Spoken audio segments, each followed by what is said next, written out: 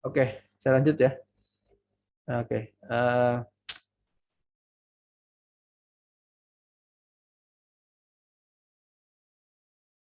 oke, kita lanjut. Jadi HTTP itu adalah protokol jaringan ya. Jadi si HTTP ini dia ada dua komponen, ya, ada dua komponen. Jadi ada klien, ada server namanya. Jadi ada klien, ada server. Nah, klien itu eh, dia yang berinteraksi langsung dengan user ya. Jadi misalnya teman-teman buka sebuah halaman web ya, misalnya halaman web Facebook misalnya ya. Nah, apa yang tampil di layar teman-teman, di layar komputernya atau di layar smartphone-nya, di layar tab-nya. Nah, itu yang disebut sebagai klien ya. Nah, itu berarti itu komputer teman-teman itu bertindak sebagai klien. Nah, klien itu dia adalah perangkat yang akan menerima data dari server ya. Nah, server itu adalah pusat datanya ya. Pusat di mana semua data, database, informasi dan segala macam itu dikelola. Itu yang disebut sebagai server. Uh, Nah, proses komunikasi antara klien dan server itu disebut sebagai HTTP method. Nah, HTTP method ini ada yang namanya HTTP request, ada yang namanya HTTP response ya. Ada request, ada response ya. Nah, request itu adalah proses klien meminta data ke server ya. Nah, kemudian response itu adalah server mengirimkan data ke klien berdasarkan apa yang di requestnya. Nah, server tidak akan memberikan respon kalau tiada request dari klien ya. Sampai di sini saya harap paham ya. Nah, kalau belum paham nanti teman-teman tinggal tanyakan langsung ya. Nah, seperti itu. Ya, saya lanjut. Jadi model komunikasinya itu request dan respon. Jadi klien itu melakukan request data ke server dan server akan merespon apa yang direquest oleh si klien ya. Nah, jadi server baru akan merespon ya ketika ada request dari si klien. Nah, seperti itu ya. Seperti itu model komunikasinya. Nah, seperti apa model requestnya? Nah, contoh misalnya kalau teman-teman buka browser, kemudian di kolom URL-nya teman-teman ketikkan misalnya indobot.co.id, kemudian teman-teman klik enter, maka itu adalah proses request sebenarnya. Itu adalah proses request. Nah, nanti si server akan mengembalikan atau merespon hasil hasil dari request tersebut ya. Nah, nanti proses pengembaliannya akan macam-macam ya. Kalau penulisan URL-nya benar, nah nanti akan dikembalikan kode HTTP-nya itu ada kode 200 ya. Jadi ada namanya HTTP code ya. Ada yang namanya kode HTTP. Nah, kalau mungkin teman-teman sering dengar kode 404 not found. Nah, itu salah satu dari kode HTTP ya. Jadi teman-teman bisa googling sendiri ya tentang HTTP code ya. Itu ada banyak jenisnya, ada HTTP 200, ada HTTP 300, HTTP 400 ya. Nah, kalau yang 404 not found itu ketika teman-teman salah memasukkan URL ya. Jadi URL-nya itu tidak ada ya. Jadi ketika di enter itu nanti akan menampilkan di browser akan tampil 404 not found ya. Artinya halaman yang teman-teman akses itu tidak ada gitu ya. Bisa jadi mungkin teman-teman salah mengetikkan atau apa ya. Makanya muncul respon kode kode 404 ya. Nah, itu adalah HTTP code. Nah, jadi model komunikasinya itu seperti ini ya. Nah, oke.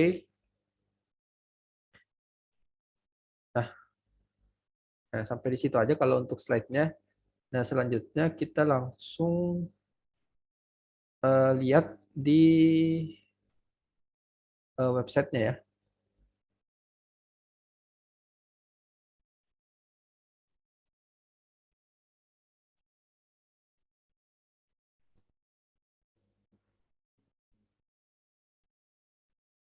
Nah, ini saya coba dulu.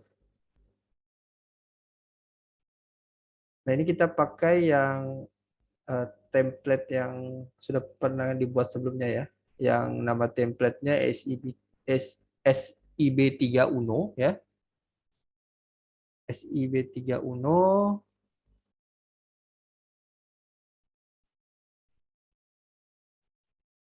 Nah, sebentar ya. Nah, ini saya sudah tambahkan, kemarin itu kita cuma bikin tombol ya. Ini saya sudah tambahkan widget untuk temperatur dan humidity ya. Jadi nanti ini untuk menangkap data dari si sensor DHT11 ya. Nah, nah ini widget Gauss ya namanya ya, yang setengah lingkaran ini. Nah, kemudian kita ada juga widget untuk menampilkan dalam bentuk grafik ya atau chart. Nah, nah ingat ya kalau di Blink setiap widget itu mewakili masing-masing satu virtual pin ya. Jadi misalnya sensor DHT, karena sensor DHT-nya punya dua nilai yang akan dibaca, berarti dia nanti akan terhubung dengan dua virtual pin ya.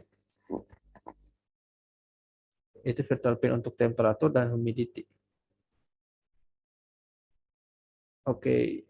Uh, ini saya coba upload lagi.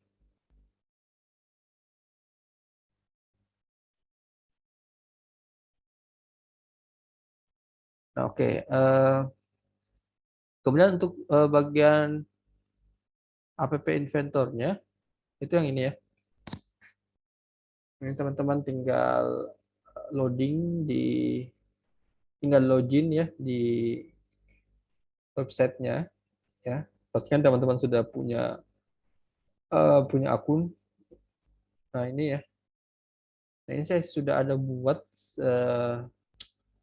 tampilan sederhana ya untuk mengontrol dua LED. Oh ini saya coba hapus dulu. Bentar ya.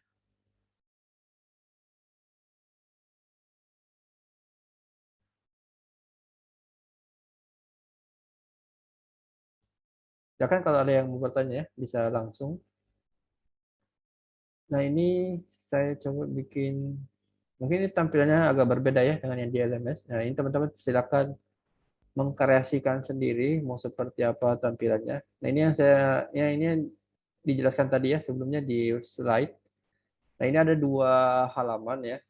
Ada halaman untuk desain ya, untuk mendesain si interface-nya, dan juga halaman untuk blognya ya. Nah ini untuk programmingnya.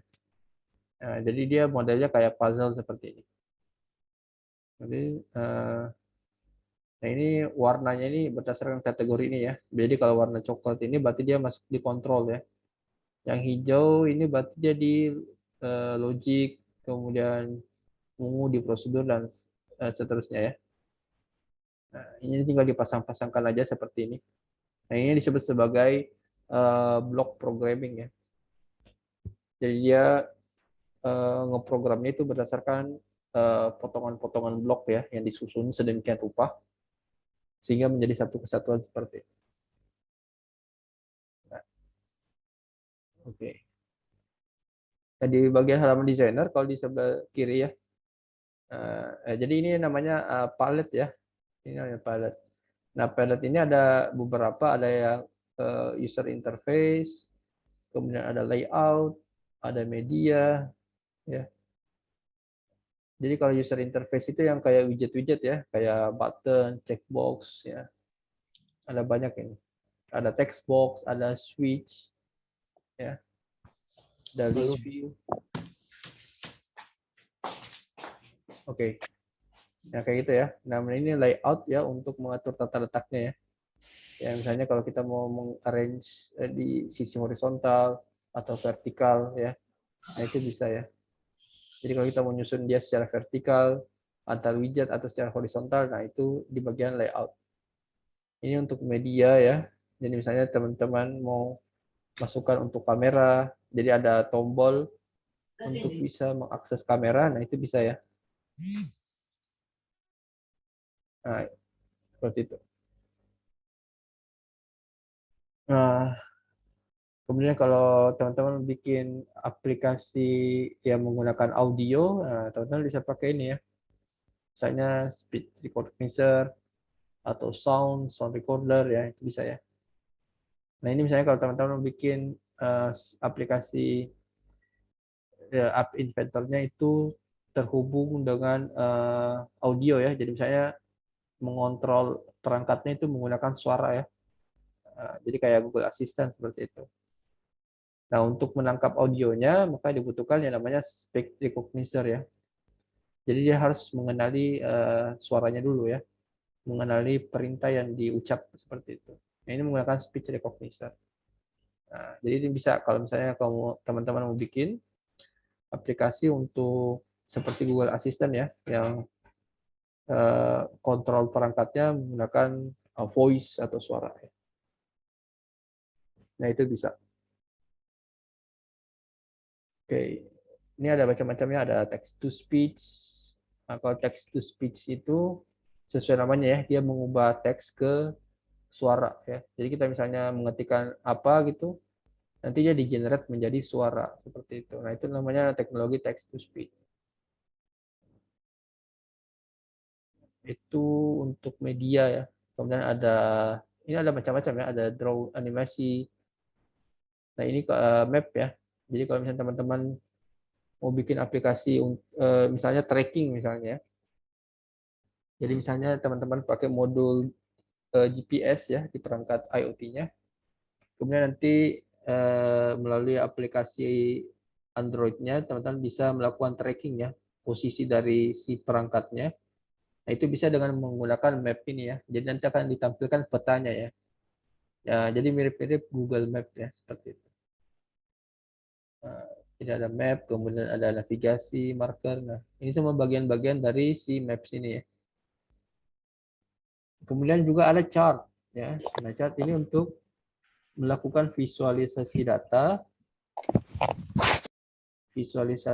ya dalam bentuk grafik ya. Jadi ada chart yang satu dimensi ya, yang grafik biasa. Ada yang chart data dua dimensi. Nah, ini cocok kalau misalnya teman-teman mau monitoring data sensor ya. Jadi misalnya data mengukur perubahan arus listrik ya di setiap jamnya. Nah, itu bisa divisualisasikan menggunakan grafik ya. Nah, itu nanti bisa dilihat perubahan datanya persekian, entah itu persekian detik, persekian menit, persekian jam. Nah, itu bisa ya. Nah, kemudian ini ada sensor ya. Nah, ini ada banyak macam juga ya. Sensor, jadi contohnya misalnya barcode scanner ya. Nah, kan ada tuh misalnya aplikasi-aplikasi Android ya yang bisa menampilkan barcode scanner ya menggunakan kamera. Nah, ini bisa ya. Ada barcode scanner, kemudian ada barometer, gyroscope. Nah, gyroscope itu yang biasanya di handphone ya. Nah, jadi untuk melihat apa namanya? Untuk melihat kemiringan ya, kemiringan dari perangkat ya. Nah, itu menggunakan gyroscope namanya ya. Nah, itu namanya gyroscope. Nah, ini ada macam-macam ya, ada banyak jenisnya ya. Jadi sebenarnya ada banyak hal yang rekan-rekan bisa explore ya dari App Inventor ini. Karena si App Inventor ini juga gratis dan menyediakan cukup banyak palette ya atau cukup banyak widget yang teman-teman bisa pakai ya. Nah, ini masih ada lagi kategorinya, ada sosial ya. Nah, ini storage ya. Kalau ini ketika teman-teman mau bikin si App Inventor ini bisa terhubung ke database ya. Nah, misalnya teman-teman punya database yang disimpan di cloud ataupun di local server, nah itu bisa menggunakan yang storage ini ya. Ada CloudDB, data file, spreadsheet dan sebagainya. Jadi untuk ini kategori untuk pengelolaan data ya, untuk manajemen data ya, untuk manajemen data. Nah, ini ada juga connectivity ya. Nah, connectivity ini memungkinkan kita untuk mengkoneksikan perangkat kita bisa menggunakan internet ya Kalau untuk internet yang pakai ini ya, web. Jadi kalau misalnya nanti kita bikin project yang untuk terhubung ke Blink, ke server Blink, berarti itu dia harus menggunakan ini ya, web ya. Jadi dia menggunakan akses internet. Connectivity selain menggunakan internet bisa juga menggunakan Bluetooth ya. Bisa menggunakan Bluetooth. Nah ini juga disiapkan juga untuk serial ya. Menggunakan serial. Jadi misalnya si microcontroller itu terhubung secara serial ke aplikasi Android kita. Nah itu bisa ya menggunakan connectivity serial ini ya. Jadi dia wired ya, menggunakan kabel. Uh, Kalau yang kayak web, kemudian Bluetooth ini kan dia wireless ya sifatnya. Nah, ada banyak. Nah ini untuk saya kurang tahu ya. Ini kayak semacam Lego-Legoan ya.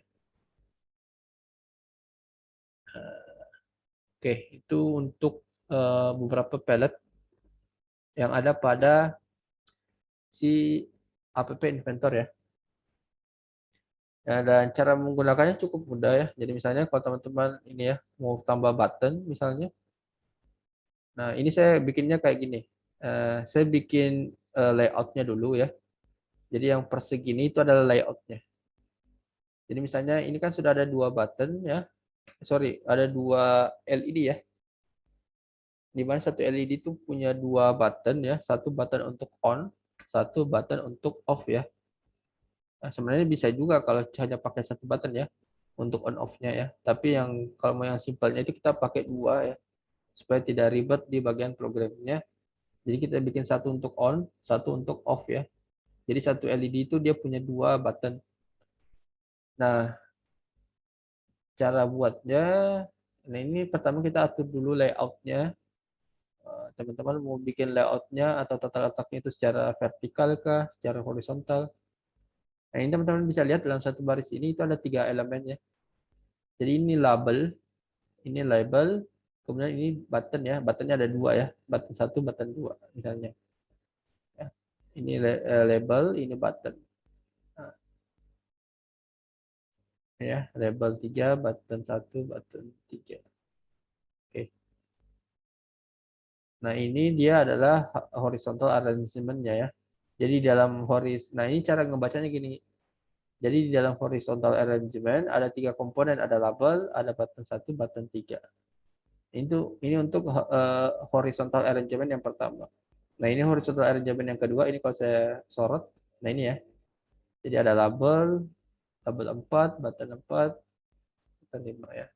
Nah, ini penomorannya itu sudah bawaan dari si apa namanya? Si inventornya ya. Nah, seperti itu. Nanti di setiap apa namanya komponen di setiap palette itu teman-teman bisa atur propertiesnya ya. Teman-teman bisa atur propertiesnya di bagian sini. Jadi contohnya misalnya ini di bagian atas ini ada label judul ya, label judul.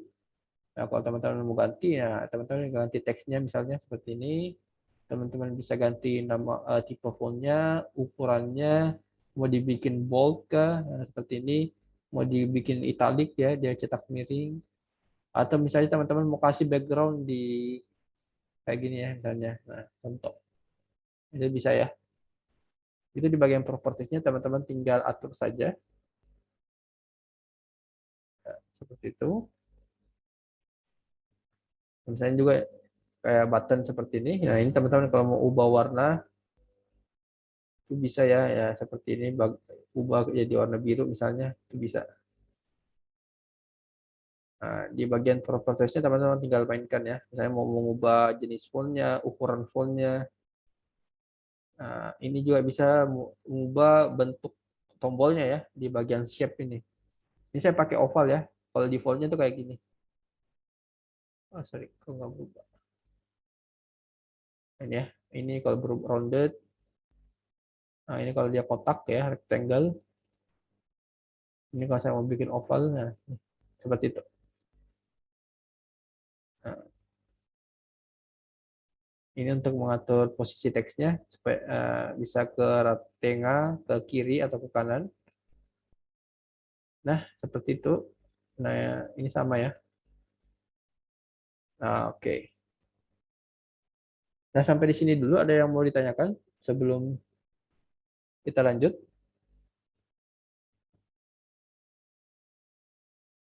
Silakan ya, kalau ada yang mau bertanya.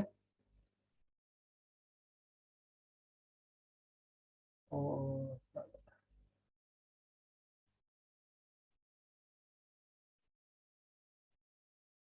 oke, bentar ya.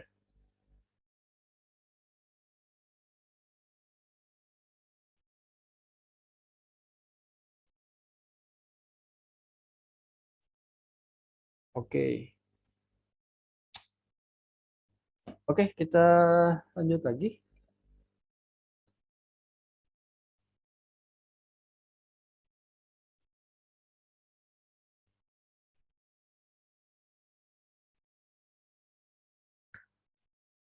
Nah, kemudian kalau misalnya teman-teman mau nambah eh, nambah widgetnya ya, nambah LED-nya, itu teman-teman bikin dulu horizontal layoutnya, tarik aja seperti ini, ya. Ini untuk layoutnya, nanti teman-teman tinggal atur ya. Misalnya width-nya saya mau dia fill parent ya, supaya rata seperti ini. Nah, oke. Nah, untuk tingginya kita bikin dia otomatis saja. Nah, selanjutnya kita cari label ya untuk membuat tulisan LED seperti ini, LED 1, LED 2, nanti di sini LED 3. Nah, teman-teman tinggal cari yang namanya label ini ya, label ya. Nah, karena height-nya kita set otomatis ya, otomatis, berarti nanti dia akan mengikuti ukuran si komponen yang ada di dalamnya ya. Makanya dia langsung mengecil ya. Jadi dia otomatis menyesuaikan dengan komponen yang diletakkan di dalam si arrangementnya ya. Nah ini kita bisa bikin dia, nah ini pertama ini dulu deh, si horizontal arrangementnya kita atur warnanya, kita none aja ya supaya dia polos aja. Kemudian ini kita bisa atur posisinya supaya di tengah, secara vertikal dan horizontal di tengah. Nah dia akan menggeser di tengah seperti ini. Nah ini kita ganti, kita klik aja ini si text word labelnya. Nah di bagian teks ini kita ganti LED 3 misalnya. Nah ini kita samakan ukurannya. Ini saya pakai ukuran berapa ya? Font size-nya 22 ya. Berarti di sini juga kita pakai 22 seperti itu. Nah kayak gini. Nah untuk button, nah kita bikin kayak gini ya. Button, nah tinggal drag, tarik aja ke sini seperti ini. Nah ya. Hanya saja kalau menggunakan app Inventor ini dia agak ribet ya kalau mau ngatur kayak ukuran dan segala macam. Beda misalnya kalau teman-teman bikin menggunakan Blink ya, karena kalau Blink itu teman-teman misalnya kalau mau mengubah ukurannya, misalnya tinggal di menggunakan mouse ya, kita tinggal tarik, geser dan segala macam itu bisa. Kalau si app Inventor ini kita harus mengubah nilainya di bagian propertiesnya ya. Jadi harus dicoba-coba misalnya font kalau kita geser dengan nilai sekian itu posisinya kayak gimana, nah, itu harus dicoba-coba gitu. Nah, jadi dia eh, mengubahnya itu berdasarkan inputan, berdasarkan propertiesnya ya. Nah ini kalau misalnya kita mau ubah tulisannya, nah, itu di bagian sini. Nah ini on ya. Nah, on, kemudian text color-nya teman-teman juga bisa ubah. Kemudian, nah background color-nya ini saya bisa ganti jadi warna hijau misalnya, kayak gini. Bentuknya kita samakan pakai oval juga. Nah seperti ini ya. Nah ini untuk tombol off-nya. eh, kita bentuk dia jadi oval juga. Nah, kemudian tulisannya kita ganti jadi off. Seperti itu. Nah, ini sudah persis ya. Nah, jadi kita sudah punya 3 untuk LED ya. Nah, kemudian teman-teman juga harus butuh connectivity-nya ya. Nah, ini ya yang web tadi. Nah, ini sudah ada 2 ya. Jadi setiap connectivity ini mewakili satu LED ya, satu LED. Oke, nanti tinggal kita tambah aja connectivity-nya, kita geser aja ke sini, nanti langsung masuk ya. Jadi ya nambah gitu. Nah, dia masuk di non visible component namanya ya. Nah, oke, seperti itu. Nah, jadi untuk layoutnya seperti ini ya. Jadi ini kita bisa kontrol untuk 3 LED. Nah, kemudian untuk bagian programmingnya itu di halaman blog seperti ini. Nah, ini saya sedikit jelaskan dulu. Nah, ini adalah URL ya. Ya, teman-teman sudah di LMS ya. Harusnya teman-teman sudah paham. Nah, ini adalah URL dari si Blink servernya ya. Nah, dari si Blink servernya. Nah, ini sgp1.blink.cloud ya. Ini untuk nama servernya. Nah, itu nanti di sini juga ada token ya. Ada token. Ini token. Token itu diambil dari sini ya. Yang di device info. Yang ini ya, tokennya. Tapi yang teman-teman copy itu selain tanda petik duanya ya. Jadi yang di dalam petik duanya aja teman-teman copy. Petik duanya nggak usah diikutkan ya. Nah, itu token. Kemudian ini teman-teman kalau nih saya perbesar sedikit. Ini kalau saya sorot, nah ini ada token. Nah, ini adalah parameternya ya. Parameter dalam hal ini itu adalah virtual pin-nya ya. Virtual pin-nya. Nah, di sini saya pakai virtual pin-nya V1 untuk LED pertama dan LED kedua itu virtual pin-nya V2 ya. V2 kemudian sama dengan ya. Nah, setelah sama dengan ini itu nanti diisikan itu adalah value-nya ya, value-nya. Value-nya itu ada 2 ya. Karena dia tipe datanya integer berupa bilangan. Nah, ini kita set nilainya 2. Ada 2 ya. Nilainya bisa 1 atau 0. Kalau dia menerima nilai 1, berarti itu kan artinya menyalakan LED. Kalau dia nilainya 0, berarti dia memadamkan LED. Ya, seperti itu. Nah, oke. Jadi nanti kita bikin inisialisasi global ya, seperti ini. Nah, tadi kan kita cuma punya 2 LED ya. Sekarang kita sudah bikin 3. Kita sudah bikin 3 LED, berarti di sini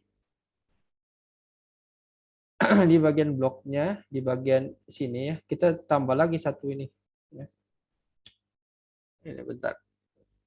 Ini teman-teman bisa copy aja sebenarnya. Nah, ini bisa digeser-geser ya, tidak masalah. Nah, ini kita bikin lagi satu yang seperti ini. Nah, caranya teman-teman masuk di sini ya. Nah, di bagian sini ada web. Nah, ini kan tadi sudah web 1, web 2, ini web 3 ya. Nah, di sini teman-teman cari untuk oh bukan di sini ya. Di mana ya? Nah, di sini ya. Di bagian variabel ya. Karena kita mau menginisialisasikan sebuah variabel global. Nah, yang kita pakai yang ini. Oke. Nah, di sini kita ganti jadi update V3 ya. Nah, kemudian kita masukkan seperti ini. Nah, ini kita ambil dari sini ya, teks ya. Nah, ini. Nah, kayak gini kita seperti ini. Kita tinggal drag and drop aja. Isinya tinggal kita copy. Seperti ini. Tapi di sini kita ubah jadi V3 ya. Karena ini untuk virtual pin 3. Nah, kayak gini aja. Nah, sekarang kita sudah punya variabel global. Kita sudah punya variabel global yang namanya update v3. Nah, yang di sini itu teman-teman bebas sebenarnya namanya bisa apa saja ya. Kan ini adalah nama variabel. Nah, teman-teman bebas ya mau isikan nama apa saja. Karena ini adalah menginisialisasi variabel global ya dengan nama update v3, isinya adalah ini, URL ini. Oke. Jadi yang membedakan ketiga URL ini hanya di bagian parameternya saja ya. Ada yang v1, yang ini v2 ya, dan yang ini v3. Oke. Oke. Nah, ini sudah ada 4 tombol ya, button 1, button 3, 4, 5. Oke. Nah, ini kalau mau bikin yang button seperti ini ya. Nah, ini itu di bagian sini ya. Ini ya. When button name klik. Nah, kayak gini. Oke. Nah, kalau sudah di bagian set ya. Nah, kita cari set mana ini? Oh, bukan. Di bagian sini. Kita coba. Nah, ini ya.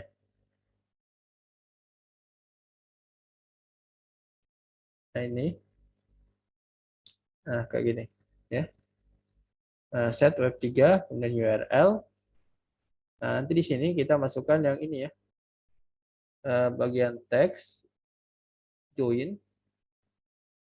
Nah, kayak gini. Ya. Nah, ingat join itu dia adalah sintaks untuk menggabungkan dua atau lebih teks ya. Nah, kemudian yang mau digabungkan apa?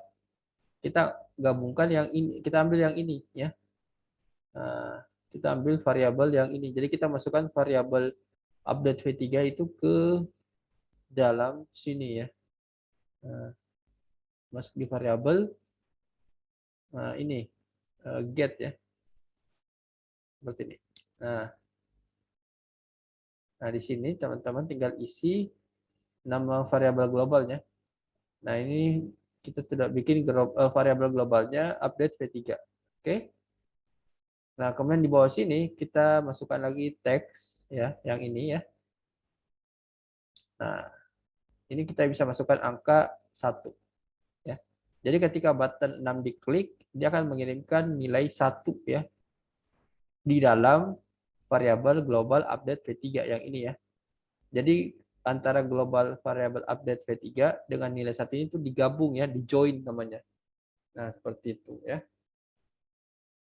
Nah, ini untuk button on-nya ya. Jadi ini untuk button on-nya. Dikirim nilai 1. Nanti ini teman-teman bisa copy ya. Teman-teman bisa copy seperti ini. Nah, ini tinggal diganti. Jadi button 7 ya. Button 7 webnya tetap. Ya, ini tinggal diganti 0. Seperti ini. Oke? Nah, sudah. Nah, kayak gini aja. Oke. Jadi ini untuk tombol on dari LED ketiga. Ini untuk tombol off untuk LED ketiga ya. Jadi totalnya ada 6 button ya. Ada 6 button. Nah, kayak gitu. Ya. Kalau kita balik lagi di halaman desainernya. Nah, sekarang bagaimana cara untuk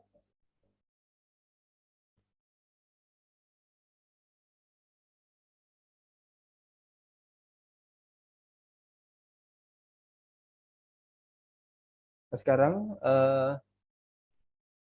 bagaimana cara untuk si aplikasi yang kita buat itu kita tampilkan di smartphone kita ya. Nah, misalnya ini kita udah anggap ini udah selesai ya, udah selesai kita buat. Kalau kita mau simulasikan ya istilahnya, itu di bagian sini ya, di bagian koneksi ini. Nah, ini ada beberapa pilihan ya, ada beberapa pilihan. Yang ini teman-teman harusnya sudah pelajari di LMS. Nah, nanti saya pakai AI Companion ya. AI Companion. Nah, nanti bentar. Nah, ini ya. Teman-teman harus download dulu di Play Store namanya AI Companion ya. Supaya nanti kita bisa connect ke webnya ini ya. Ini kan dia web. Nah, supaya ini bisa connect ke smartphone kita.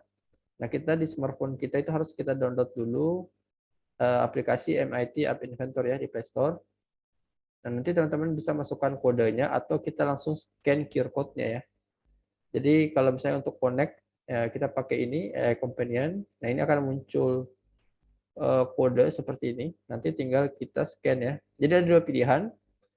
Teman-teman bisa masukkan kodenya ya, yang ini atau bisa langsung scan barcode-nya.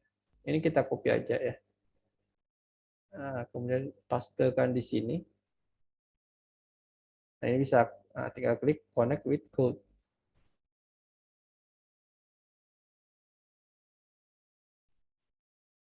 Nah, ini sudah proses untuk terhubung ya. Nah, ini sudah muncul di handphone saya ini. Ini tampilan dari handphone saya ya. Nah, ini nah, sekarang bentar. Untuk mengetesnya, nah ini sekarang ini terhubung ke Blink ya harusnya. Bentar. Blink konsol, kemudian ini ya. Saya kecilkan dulu. Nggak bisa.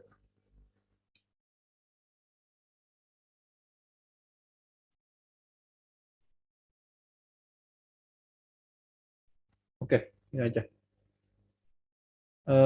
Tadi ini ya.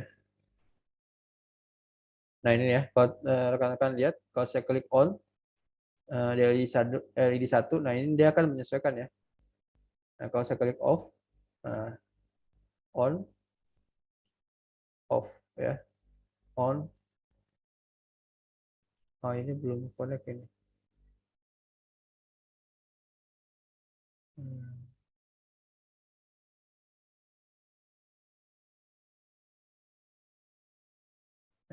Nah ini bisa ya.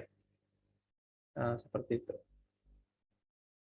Nah yang LED ketiga kayaknya belum terhubung ke virtual pin yang ini. Oke, kita coba lihat. Kita balik lagi di app inventornya.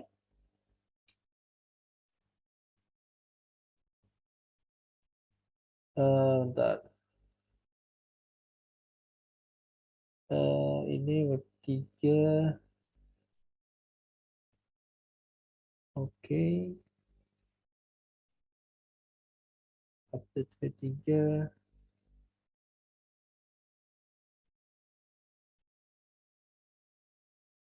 Ini sudah update V1, belum update V3. Button 6, button 7.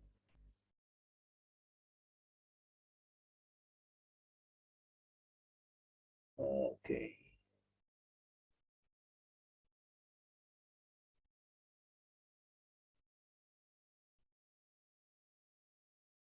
Oke.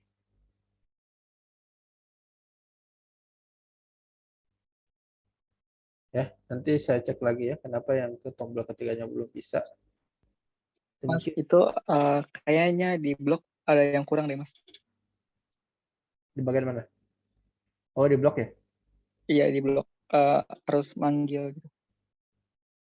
Oke, kayaknya mana? Mana? Oh iya, ini ya. Harus ada call-nya.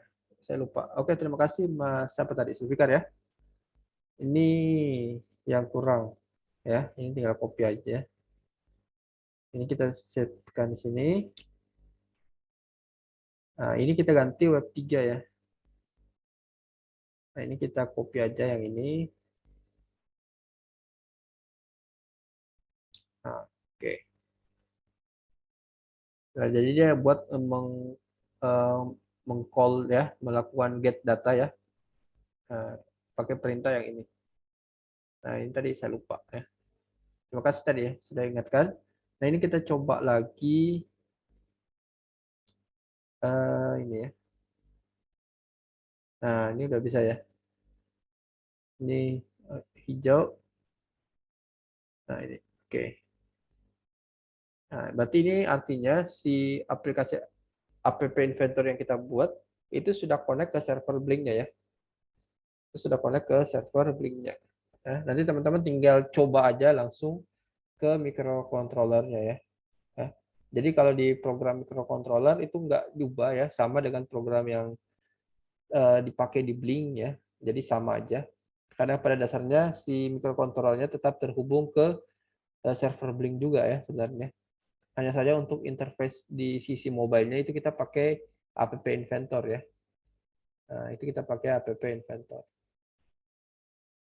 Nah, jadi ini kita bisa on ya. Nah, kayak gini. Nah, berarti dia berhasil ngirim data ini ke server Blink-nya ya. Nah, ini kalau untuk off-nya. Oke. Oke, jadi kayak gitu aja ya. Nanti teman-teman silakan kalau mau mengembangkan sendiri ya. Ini ada banyak komponen di app inventornya, di halaman desainernya. Ya, ada banyak komponen, ada banyak interface ya yang teman-teman bisa pakai. Jadi misalnya buttonnya, kalau teman-teman buttonnya mau ganti pakai model kayak gini misalnya toggle switch ya, nah itu bisa ya. Jadi toggle switch, nah bisa seperti ini, nah kayak gini ya, toggle switch bisa juga.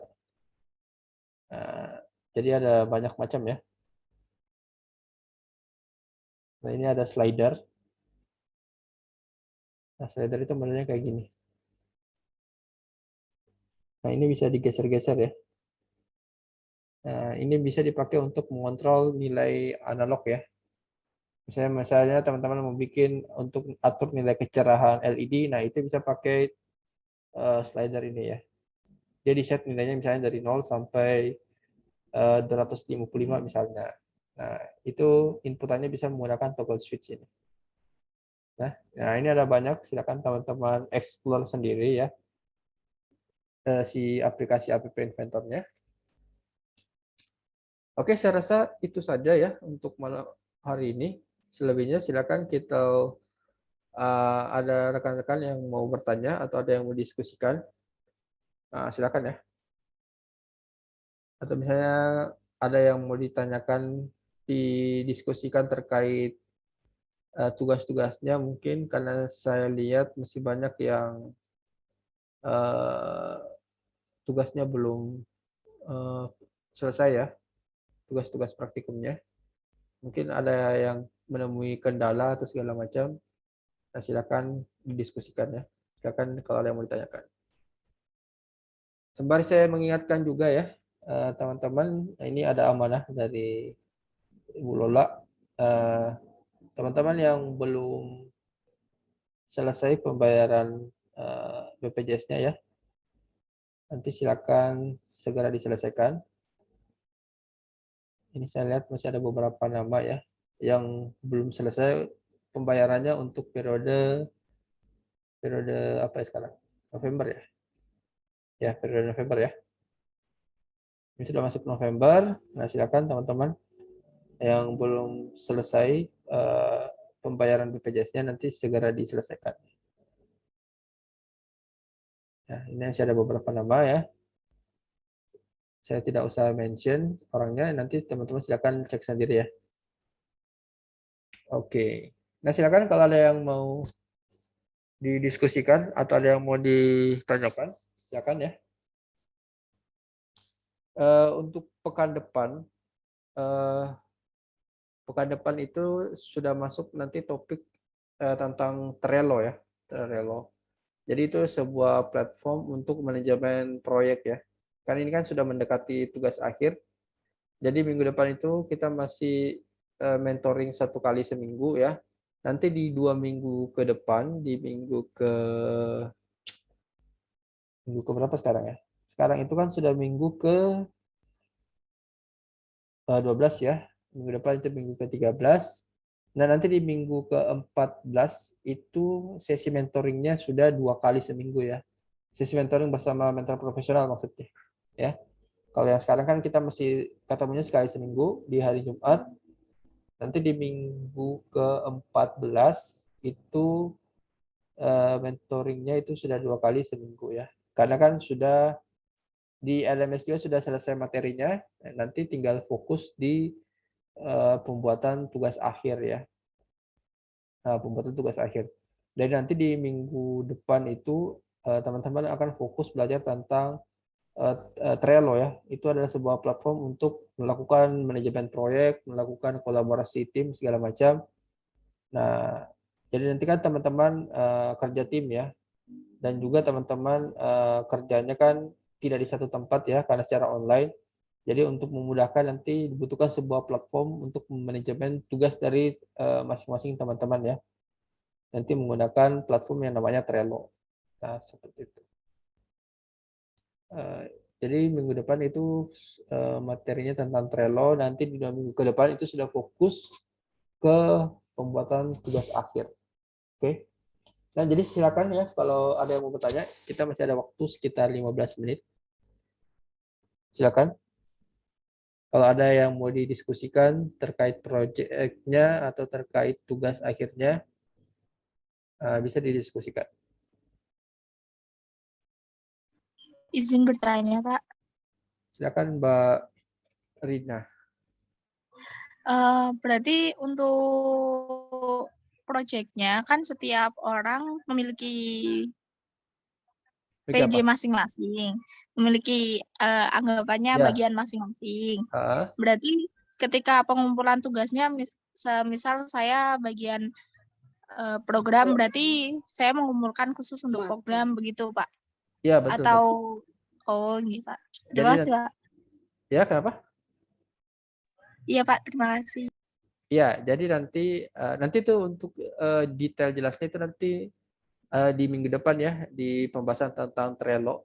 Jadi Trello itu platform untuk manajemen proyek ya. Jadi nanti teman-teman akan masing-masing bikin akun ya, bikin akun. Kemudian nanti teman-teman akan masuk di setiap timnya ya. Jadi misalnya tim kelompok A di Smart Home, kelompok B dan segala macam ya. Nah, nanti di situ teman-teman bisa saling berkolaborasi. Jadi kan nanti ada pembagian tugas ya. Nah, nanti pembagian tugasnya saya serahkan di masing-masing ketua timnya. Siapa yang mengerjakan apa. Nanti job-jobnya mungkin hari Senin akan. Jadi nanti hari Senin mungkin ya, hari Senin Mbak Lola atau Mbak Devi akan mengirimkan panduan ya, panduan terkait proyek akhirnya ya, proyek untuk Expo ya, untuk Expo di bulan Desember nanti. Panduannya seperti apa, formatnya apa saja yang dibutuhkan dan segala macam yang perlu dipersiapkan. Nanti berdasarkan panduan tersebut itu menjadi acuan untuk teman-teman membagi tugas ya, untuk membagi tugas bersama rekan-rekan timnya ya, siapa yang mengerjakan apa. Nah, nanti setiap tugas itu nanti akan di manage, akan dimonitoring menggunakan platform Trello namanya. Nanti penjelasan tentang platform tersebut nanti akan didemokan nanti di sesi kelas bersama mentor expert ya, nanti oleh Pak Obi ya untuk penjelasan terkait Trello itu. Ya. Jadi nanti gambarannya, jadi masing-masing teman-teman dalam satu tim itu minimal punya satu tugas ya, entah itu bagian program, entah itu bagian penyusunan laporan, atau bagian bikin PPT dan segala macam. Nah, itu seperti itu ya. Jadi masing-masing akan ada tugasnya, nanti akan di-manage, kemudian mentor juga bisa pantau nanti menggunakan progres dari setiap job desk ya, masing-masing anggota itu bisa mentor pantau juga melalui si platform Trello itu ya. Seperti itu. Oke, ada lagi yang mau ditanyakan?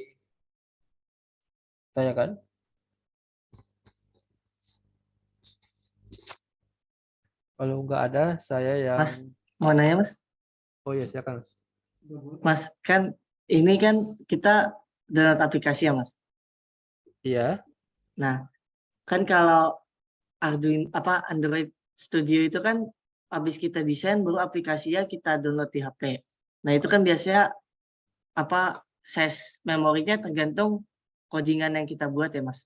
Nah, kalau di sini kan otomatis size-nya sama aja ya Mas. Itu cara pembacaan si Meet app inventory itu gimana ya Mas? Atau dihubungin ke server dulu atau gimana sih Mas? oh untuk downloadnya ya. Kalau size-nya beda-beda juga sebenarnya ya. Jadi yang tadi yang di download ini itu cuma istilahnya emulator ya. Kalau di Android Studio kan ada yang namanya emulator. Yang AI Companion itu yang ini ya. Itu emulator cuma emulator sebenarnya ya. Jadi nanti bentar. Kalau size-nya ya sama juga dengan kayak bikin aplikasi yang lainnya ya. Ya size-nya mengikuti dari skripnya yang teman-teman buat ya. Kalau misalnya skripnya kompleks, banyak interface, banyak screen-nya segala macam, nah itu ukurannya besar juga ya. Jadi yang ini tadi yang di handphone ini ya, yang ini itu cuma emulator saja ya, cuma emulator ya. Jadi ini belum terdownload ya, belum terdownload aplikasinya di handphone. Ini hanya emulator saja. Jadi kalau mau connect ke servernya itu pakai QR code ini ya. Pakai QR code, masukkan, baru nanti akan tampil seperti itu. Nah, kalau kita disconnect-kan ya nanti juga di sini akan mati ya. Jadi itu ya kayak gitu ya Mas Dalma ya. Jadi sama juga dengan Android Studio, ukuran size-nya mengikuti dengan script yang kita buat ya. Semakin kompleks project-nya, banyak script-nya, banyak interface-nya, pasti size dari APK-nya ya, package dari aplikasinya itu juga pasti akan besar juga sebenarnya. Nah, kalau yang ini tadi itu cuma emulator saja ya, buat uji coba aja sebenarnya. Nah, kayak gitu. Oke, ada lagi? Oh ya, saya lupa. Ini juga kita bisa bikin multi screen ya. Multi screen artinya ini kan screen pertama ya. Kalau mau nambah screen baru, nah itu bisa di sini ya, add screen. Nanti tinggal tambah, masukkan nama screen-nya apa.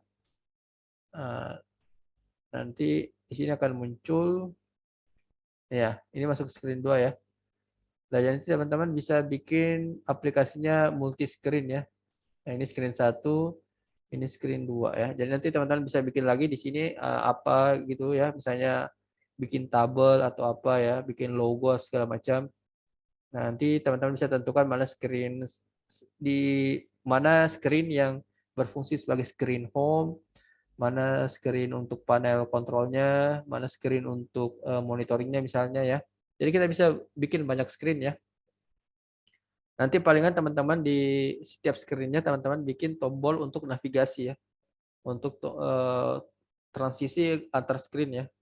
Jadi misalnya teman-teman siapkan di sini tombol navigasi untuk pindah-pindah screen. Nah, seperti itu. Ya. Jadi ini kalau mau bikin screen ya tinggal add screen seperti ini. Oke, kayak gitu aja. Jadi silakan ya kalau masih ada yang mau bertanya. Mas, mau nanya lagi Mas? Ya. Ini kan aku pernah pakai ini Mas, terus kayak gampang disconnect itu gitu loh Mas. Kayak ditinggal HP ditinggal mati dikit, mati bentar, pas lagi udah disconnect gitu. Itu ada cara sesuatu nggak Mas, biar nggak gampang disconnect gitu Mas? Itu app inventornya connect-nya apa? Maksudnya dia internet kah, Bluetooth kah? Itu Mas yang scan. Oh, yang ini scan maksudnya ini ya. Iya. Terus pakai apa? Yang ini ya? Iya. Companion. Oke, terus tadi disconnect gimana maksudnya? Jadi kan aku pernah bikin pakai ini kan Mas. Terus aku bawa ke kampus. Nah, terus pas sampai di kampus ternyata udah disconnect. Oh, ya ini kan kalau yang ini kan dia hanya emulator ya. Jadi mungkin kalau ditinggal lama memang kayak gitu ya. Artinya harus istilahnya reconnecting lagi sebenarnya ya. Karena ini kan sebenarnya cuma untuk yang ini ya, yang aplikasi Android ini. Nah, ini hanya untuk emulatornya saja ya. Jadi ya kalau misalnya ditinggal barang beberapa menit misalnya, ya nanti dia akan keluar lagi ya. Jadi dia harus di-scan ulang QR code-nya ya, atau diinputkan ulang kodenya ini. Kalau mau ya langsung download aja sebenarnya APK-nya. Kalau untuk download bentar ya. Nah, ini ya. Kalau mau langsung boot istilahnya, artinya langsung di boot sebagai APK ya, di bagian sini ya. Nah, ini saya coba. Bentar, saya tes. Nah, ini sudah proses boot untuk menjadi APK ya. Artinya dia tidak terhubung sebagai emulator lagi. Ini saya juga sudah agak lupa ya sebenarnya. Saya sudah cukup lama nggak main menggunakan App Inventor ini. Dulu itu saya sempat bikin beberapa project ya menggunakan App Inventor. Komentar ini masih progress, Pak. Jadi ini sedang proses untuk mengcompile ya, mengkonversi menjadi APK ya. Nanti APK ini tinggal kita install di smartphone-nya ya, di smartphone kita gitu. Nah, ini proses compiling-nya uh, uh, waktu compilingnya ini beda-beda ya, tergantung seberapa besar project yang teman-teman buat ya. Semakin kompleks biasanya compilingnya semakin lama gitu. Nah, oke. Sambil menunggu ya, silakan kalau ada lagi yang mau bertanya.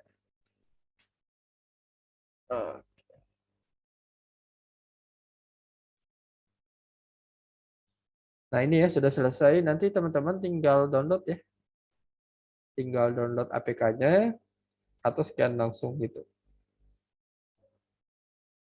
Bentar, saya coba. Aduh, saya nggak punya scanner. Bentar ya. Ya pokoknya kayak gini lah ya. Nanti teman-teman tinggal coba sendiri ya kalau mau build. Nah, ini APK-nya bisa langsung di-download.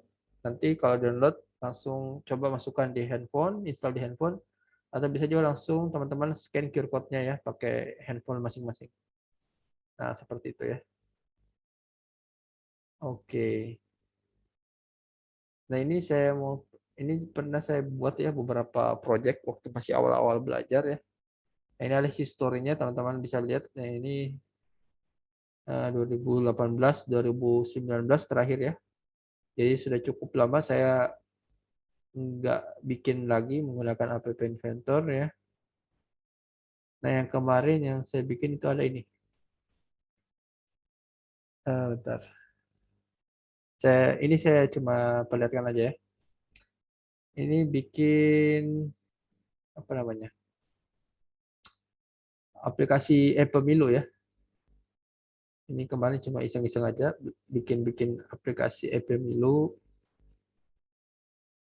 Bentar kita coba terhubung.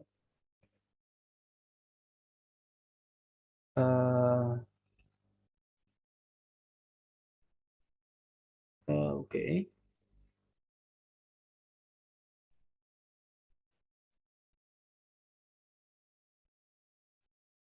Nah,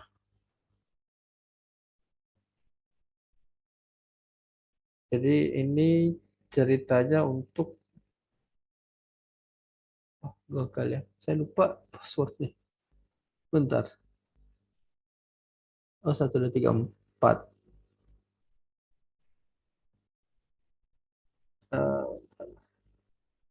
1, 2, 3, 4. 1, 2, 3.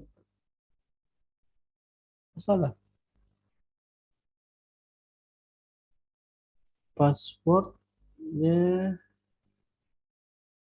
oh 5678 ya.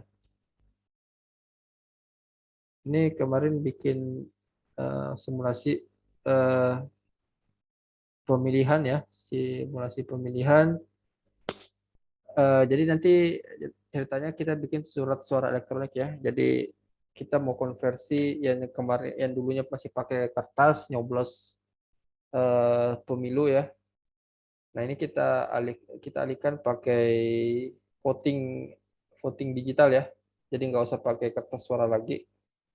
Jadi tampilannya kayak gini ya. Ini cuma bahan belajar aja kemarin. Jadi misalnya kalau mau pilih ya tinggal diklik aja seperti ini, kemudian submit. Nah udah kayak gitu. Nah nanti ceritanya nanti ada server nampung datanya segala macam. Nah ini untuk app pemilu ya. Kemudian ada beberapa project lagi.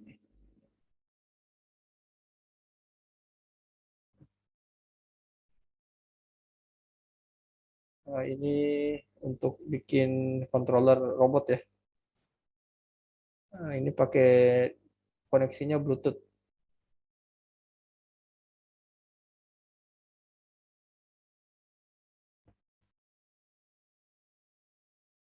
Sorry.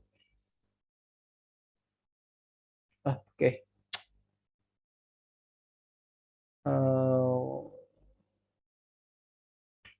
Oke, saya rasa itu aja ya. Ini waktunya juga sudah habis. Saya stop share dulu.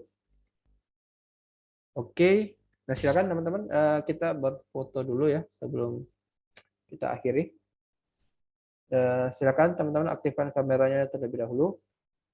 Oke, saya ingatkan kembali teman-teman yang belum selesai tugasnya yang masih banyak ya. Silakan dilengkapi, segera dilengkapi karena ini sudah mau mendekati proyek akhir ya. Nilainya juga harus segera dikumpulkan, diselesaikan untuk disetorkan nanti ke pihak kampus masing-masing ya. Kemudian juga yang tadi terkait BPJS, silakan yang belum selesai pembayarannya diselesaikan. Kemudian nanti untuk proyek tugas akhir ya, panduannya insya Allah akan dikirimkan hari Senin oleh Mbak Lola atau Mbak Livi. Nanti panduan itu akan menjadi acuan untuk teman-teman tim untuk membagi tugas ya ke rekan-rekan timnya yang lain. Seperti itu ya. Nanti kita akan bertemu lagi di minggu depan. Pembahasannya terkait Trello ya, terkait Trello. Nanti di 2 minggu ke depan sesi mentoringnya akan dinaikkan menjadi 2 kali dalam 1 pekan ya. Oke, seperti itu. Nah, sekarang silakan aktifkan kameranya. Kita mulai berfoto. Oke, dalam hitungan ketiga, 1, 2. Oke, bentar. Oke, ulang ya. Oke, 1, 2, 3.